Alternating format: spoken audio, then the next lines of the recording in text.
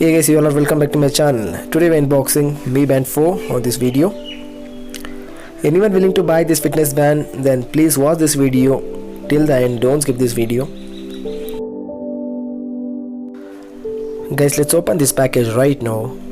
And guys, I buy this from Mi store for 2300 rupees. And this is how the box looks like. And guys, there's nothing in this package. And guys, if you're having any confusion in buying between Mi Band 4 and Honor Band 5 or Honor Band 4, just watch some videos. I buy this because I like Mi products. That's the reason I buy this Mi Band 4. And guys, I'm not satisfied with the packaging.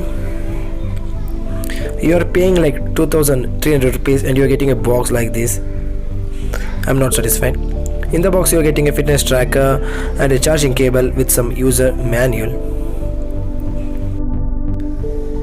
Guys, here you are getting some user manual and a warranty card.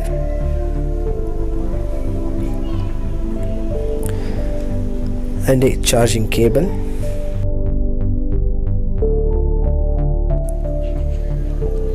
Guys, take a look at this Mi Band 4. Let's open this package.